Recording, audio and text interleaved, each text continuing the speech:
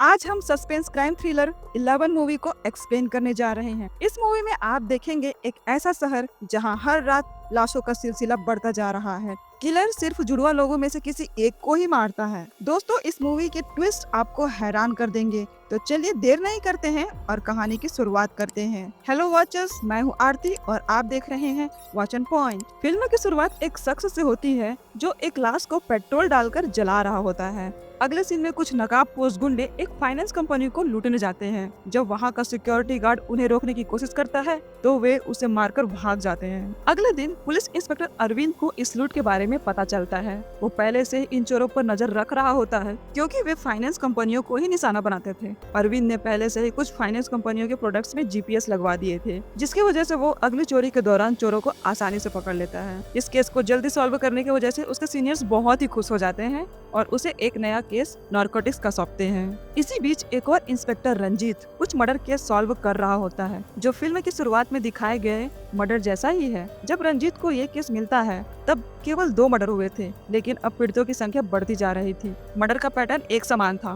पीड़ित के सिर में गोली मारकर उसे बिना तड़पाए जला दिया जाता था, जिससे साफ था कि यह एक व्यक्ति का ही काम है। न तो कोई मिसिंग कंप्लेंट थी, न कोई सुराग जिससे यह पता चल सके कि ये लोग कौन है और उन्हें क्यों मारा जा रहा है। मर्डर की बढ़ती संख्या के कारण रंजीत पर केस सॉल्व करने का दबाव बढ़ता जा रहा था। जब अरविंद नारकोटिक्स केस को शानदार तरीके से सॉल्व कर लेता है, उसी समय रंजीत को अपने केस से संबंधित एक कॉल आता है और वो अकेले स्टेशन से कहीं जाने के लिए निकलता है, लेकिन रास्ते में उसका भयानक एक्सीडेंट हो जाता है, जिसके बाद वह कोमा में चला जाता है। मर्डर केस अब एक हाईली सेंसिटिव केस बन चुका था, जिससे पुलिस परेशान थी। सीबीआई को केस सौंपे जाने से बचने और विभाग की बदनामी को रोकने के लिए अरविंद के सीनियर ऑफिसर रंजीत का केस अरविंद को सौंपते हैं और सब इंस्पेक्टर मनोहर को उसका असिस्टेंट बनाते हैं। अरविंद क्राइम सीन की जांच करता है, लेकिन उसे कोई सबूत नहीं मिलता, यहाँ तक कि एक बाल भी नहीं। अगले दिन पुलिस स्टेशन जाते समय उसकी गाड़ी खराब हो जाती है और वो लिफ्ट मांगता है। तभी एक लड़की संजना अपनी गाड़ी रोकती है।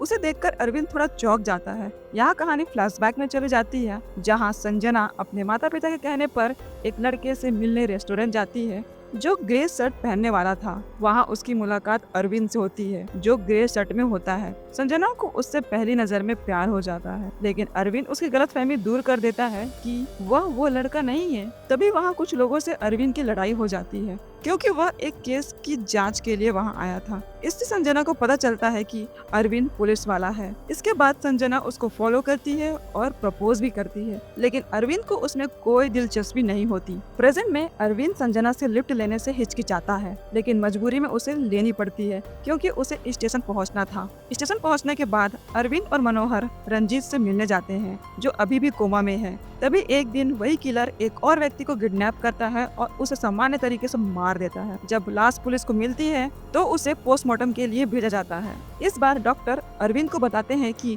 पीड़ित की लाश से एक प्लेट मिली है जो शायद हाल ही के एक्सीडेंट में लगाई गई थी। इस प्लेट पर एक नंबर होता है जिससे यह पता चल सकता है कि ये प्लेट किसे, कहां और कब लगाई गई थी। अगले दिन अरविंद उस प्लेट की जानकारी के लिए नजदीकी अस्पताल जाता है और डॉक्टर से हाल ही के हफ्तों में प्लेट लगवाने वालों की डिटेल्स मांगता है। वहाँ से निकलते समय उसे मनोहर दिखाई देता है। अरविंद डॉक्टर से मनोहर के आने का कारण पूछता है। पहले तो डॉक्टर कुछ नहीं बताता, लेकिन ज्यादा पूछताछ करने पर वह कहता है कि मनोहर को एक रेयर हार्ट डिजीज है जिसे वो किसी को नहीं बताना चाहता। मनोहर ने अरविंद को पहले बताया था कि कुछ समय पहले एक एक्सीडेंट में उसकी पत्नी की मौत हो गई थी और अब उसका सिर्फ एक छोटा बेटा है। अगले दिन डॉक्टर अरविंद को उन लोगों की लिस्ट देता है जिन्होंने हाल ही में प्लेट्स लगवाई थी। अरविंद उन लिस्ट की जांच करता है और 7 लोगों के नाम चुनता है। वह एक एक करके उनसे मिलने जाता है, लेकिन कोई सबूत नहीं मिलता। आखिर में वो लिस्ट में मौजूद सुधाकर नाम के व्यक्ति से मिलने जाता है। सुधाकर बताता है कि वो अपने बूढ़े पिता की देखभाल के लिए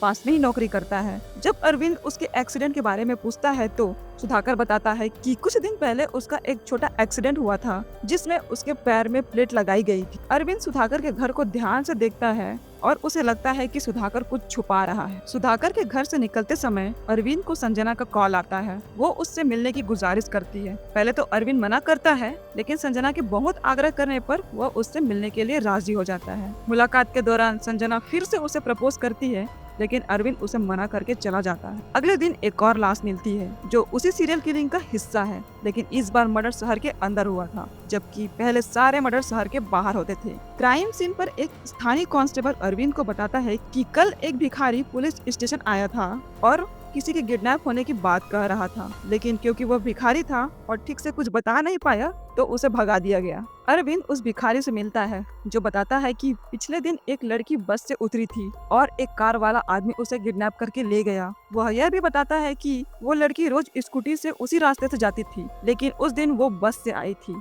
अरविंद पुलिस वालों को आसपास के मैकेनिक शॉप्स में पता करने को कहता है। एक शॉप से पता चलता है कि 2 दिन पहले एक लड़की अपनी स्कूटी रिपेयर के लिए आई थी और स्कूटी अभी भी वहाँ ही थी। स्कूटी से मिले डॉक्यूमेंट से पता चलता है कि लड़की का नाम मीरा है। पुलिस मीरा के घर जाती है, जहाँ हैरानी की बात तो यह होती है कि मीरा खुद ही दरवाजा खोलती है। वो पुष्टि करती है कि उसने अपनी स्कूटी रिपेयर के लिए दी थी। घर की तलाशी के दौरान मनोहर को एक कमरे में एक फोटो फ्रेम मिलता है, जिससे पता चलता है कि मीरा की एक ट्विन सिस्टर भी है और दोनों ने एक ट्विन स्कूल में पढ़ाई भी की थी। अगले दिन सुधाकर को फिर से पुलिस स्टेशन बुलाया जाता है, क्योंकि उसका भी एक ट्विन भाई था जो मीरा के घर में मिली फोटो में दिखा था। अरविंद सुधाकर से पूछता है और सुधाकर घबराकर सच बोल देता है कि वो सुधाकर नहीं बल्कि उसका भाई सुरेंद्र है। वह बताता है कि कुछ दिन पहले सुधाकर अचानक गायब हो गया था। जब उसे कांटेक्ट करने की कोशिश की तो एक अनजान नंबर से एक नकाबपोश व्यक्ति का वीडियो कॉल आया, जिसने उससे कहा कि अगर वो अपने भाई को जिंदा देखना चाहता है तो एक लोकेशन पर बिना पुलिस को बताए आए। इसी तरह मीरा से पूछताछ में वह भी कबूल करती है कि वह मीरा नहीं बल्कि उसकी ट्विन सिस्टर तारा है। वह बताती है कि उसकी बहन मीरा भी गायब हो गई थी और एक नकाबपोश व्यक्ति ने उसे एक लोकेशन पर बुलाया था। उसने पुलिस से कांटेक्ट करने की कोशिश की, लेकिन वो आदमी उस पर नजर रखे हुए था, इसलिए वो उस लोकेशन पर गई। वहाँ नकाबपोश ने तारा और सुरेंद्र को सामने बैठे व्यक्ति को बंदूक से मारने के लिए कहा ताकि वे अपने भाई बहन को बचा सके। दोनों ने ऐसा किया, लेकिन बाद में उन्हें एक वीडियो भेजा गया जिसमें दिखाया गया कि उन्होंने अपने ही भाई बहन सुधाकर और मीरा को मार दिया था। तारा और सुरेंद्र को एक दूसरे से मिलवाया जाता है। चूँकि वे क्लासमेट थे, वे एक दूसरे को पहचान लेते हैं। अरविंद उनसे पूछता है कि क्या उन्हें अपने स्कूल के किसी व्यक्ति पर शक है। दोनों बेंजामिन नाम के एक व्यक्ति का नाम लेते हैं। तभी अरविंद को तारा की गैलरी में एक फोटो दिखाई देती है जिसमें संजना भी होती है। तारा बताती है कि कुछ समय पहले वो संजना से एक मॉल में मिली थी और वे दोस्त बन गए थे। अरविंद और मनोहर ट्विन स्कूल के प्रिंसिपल से मिलने जाते हैं। प्रिंसिपल बताती है कि 26 साल पहले उन्होंने और उसके पति ने एक स्कूल ओपन किया था। स्कूल खुलते ही 6 ट्विन बच्चों ने दाखिला लिया, जिससे वे बहुत खुश थे। दाखिलों को बढ़ाने के लिए उन्होंने एक स्कीम शुरू की जिसमें ट्विन बच्चों के माता पिता को केवल एक ही बच्चे की फीस देनी होती है। इस ऑफर के कारण कई माता पिता अपने बच्चों का दाखिला स्कूल में करवाने लगे। एक चेस टूर्नामेंट में प्रिंसिपल और उनके पति की मुलाकात बेंजामिन से होती है, जो टूर्नामेंट का विजेता था। उनके पति को लगा कि बेंजामिन के स्कूल में पढ़ने से स्कूल का नाम रोशन होगा। संयोग से बेंजामिन का एक ट्विन भाई फ्रांसिस भी था। दोनों अनाथ थे और सड़कों पर रहते थे। प्रिंसिपल और उनके पति ने उन्हें स्कूल में पढ़ने और हॉस्टल में रहने का ऑफर दिया, जिसे उन्होंने खुशी खुशी स्वीकार कर लिया। बेंजामिन शुरू से ही होनहार छात्र था, लेकिन फ्रांसिस उसकी तुलना में कमजोर था। फिर भी दोनों भाइयों में बहुत प्यार था। बेंजामिन हमेशा फ्रांसिस की मदद करता था। ट्विन स्कूल में दाखिला लेने के बाद फ्रांसिस का विकास भी होने लगा था और बेंजामिन की वजह से स्कूल की प्रतिष्ठा बढ़ने लगी थी। लेकिन क्लास के कुछ बच्चे दोनों से जलने लगे और फ्रांसिस को तंग करने लगे। बेंजामिन उसे बचाता रहता था, लेकिन फिर भी परेशानी जारी रहती थी। एक बार प्रिंसिपल बेंजामिन के साथ चेस खेल रही थी, जिसमें वो बार बार हार रहा था। प्रिंसिपल को गुस्सा आया और उन्होंने उसे गेम पर ध्यान देने को कहा। बेंजामिन ने एक और गेम खेलने की गुजारिश की और इस बार प्रिंसिपल को हरा दिया। जब प्रिंसिपल ने पूछा कि वो पहले क्यों हार रहा था, तब बेंजामिन ने कहा कि वह उन्हें अपनी माँ की तरह मानता है, इसलिए उन्हें वो कैसे हरा सकता है। इस तरह प्रिंसिपल को पता चला कि बेंजामिन के पास प्लान ए, प्लान बी और प्लान सी भी होता है। बेंजामिन के टूर्नामेंट के दिन प्रिंसिपल का पति उसे बाहर ले जाता है और फ्रांसिस प्रिंसिपल के पास रहता है। बेंजामिन के जाने के बाद क्लास के बच्चे फ्रांसिस को बहुत परेशान करते हैं। फ्रांसिस को अंधेरे से डर लगता था, जो सिर्फ टीचर्स और बेंजामिन को ही पता था। बेंजामिन की ट्रॉफी जीत कर लौटने के बाद सब कुछ नॉर्मल हो जाता है, लेकिन फ्रांसिस अपने साथ हुए बुरे बर्ताव के बारे में कुछ नहीं बताता। एक दिन कुछ टीचर्स फ्रांसिस के अंधेरे के डर के बारे में बात कर रही होती हैं, जिसे क्लास का एक बच्चा सुन लेता है और उसे परेशान करने के बारे में सोचता है। फिर क्लास को 2 ग्रुप में बांटा जाता है, एक को फिजिक्स लैब में और दूसरे को केमिस्ट्री लैब में जाना होता है। जब फ्रांसिस केमिस्ट्री लैब में जाता है तो वो बच्चा सभी के साथ मिलकर फ्रांसिस को तंग करने के लिए कहता है और बच्चे अचानक से लाइट्स बंद कर देते हैं, जिससे फ्रांसिस घबरा जाता है और जोर जोर से चिल्लाने लगता है।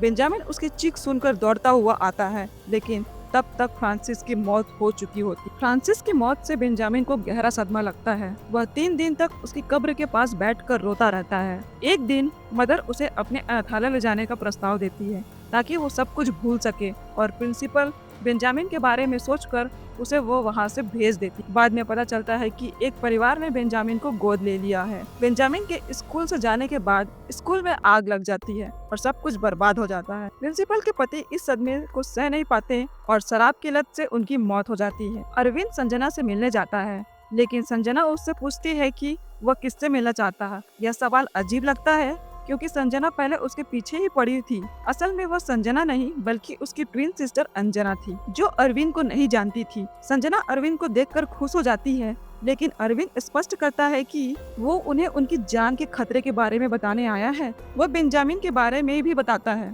और उनकी सुरक्षा के लिए दोनों को मनोहर के घर छोड़ देता है। अब क्लास के 2 ही शख्स बच्चे होते हैं, धीरन और धीरज। अरविंद को धीरन और धीरज को ढूंढना था, लेकिन वह उन्हें ढूंढ नहीं पाता। तभी एक और लाश मिलती है। कमिश्नर अरविंद को डांटते हैं कि अगर उसे धीरन और धीरज नहीं मिले तो किलर को कैसे मिल गए और यह कैसे पता चलेगा कि मरा हुआ धीरन है या धीरज। अरविंद बताता है कि मरा हुआ धीरन है क्योंकि फ्रांसिस की मौत केमिस्ट्री लैब में हुई थी और बेंजामिन फिजिक्स लैब के बच्चों को मार रहा है ताकि वे उनका दर्द महसूस कर सके। अरविंद को पता चलता है कि रंजीत को होश आ गया है। रंजीत बताता है कि उसका एक्सीडेंट एक काली कार की गाड़ी की वजह से हुआ था और किलर उनके बीच ही है क्योंकि उसे उनकी हर हरकत की खबर होती है। तभी प्रिंसिपल अरविंद को बताती है कि बेंजामिन हर साल फ्रांसिस की डेथ एनिवर्सरी पर उसकी कब्र पर आता है। अरविंद उस दिन कब्र के पास छुप जाता है और वहाँ बेंजामिन आता है, जो कोई और नहीं बल्कि मनोहर है। अरविंद मनोहर को पकड़ने की कोशिश करता है, लेकिन वो भाग जाता है।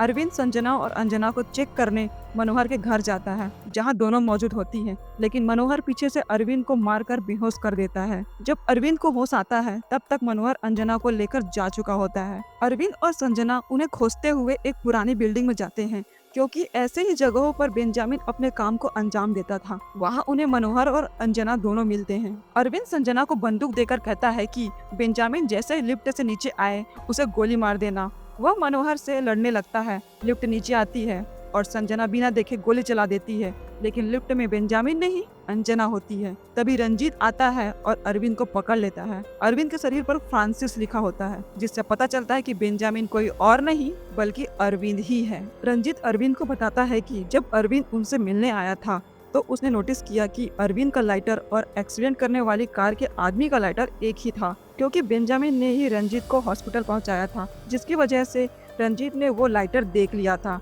इसलिए उसने अरविंद पर रिसर्च की और सच जान गया और कहा कि अब तक तुम पुलिस डिपार्टमेंट को बेवकूफ बना रहे हो। अरविंद कहता है कि इतने सालों से मैं बिना फ्रांसिस के घुट घुट के जी रहा हूँ और सभी फ्रांसिस को मारकर खुशी खुशी जी रहे हैं, लेकिन मैं फ्रांसिस की याद में हर दिन मरता जा रहा हूँ। मैं जानता था कि नॉर्मल आदमी रहकर मैं ये सब नहीं कर सकता, इसीलिए पुलिस डिपार्टमेंट ज्वाइन किया और जानबूझकर चेन्नई में ट्रांसफर लिया, क्योंकि धीरज, संजना और अंजना का पता नहीं चल रहा था। बाकी सभी क्लासमेट का डिटेल्स उसे मिल गया था और उसे लगा कि इन सब का डिटेल्स सिर्फ स्कूल से ही मिल सकता है, क्योंकि सुधाकर के पैर में एक प्लेट लगी हुई थी जिससे तुम इस केस को आसानी से सॉल्व कर सकते थे।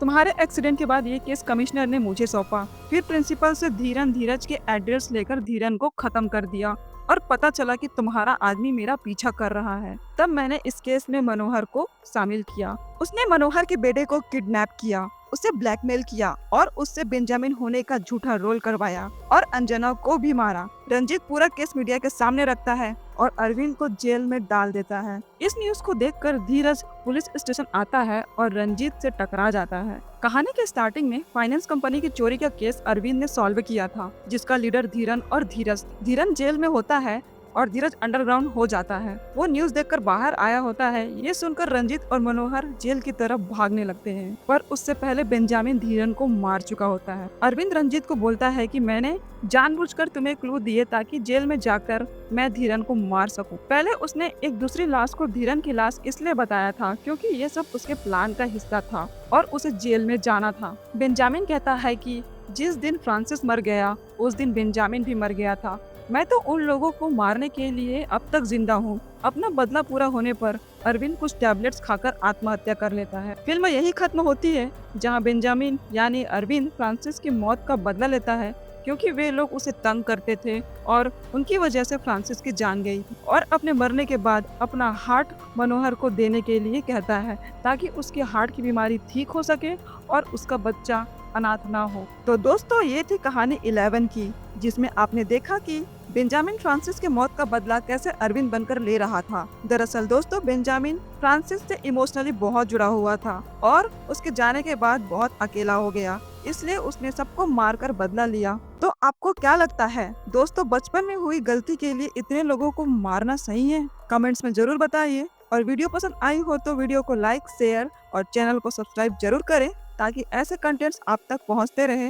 तो मिलेंगे ऐसे ही किसी और वीडियो में, तब तक के लिए thank you very much for watching. Keep watching watch and point.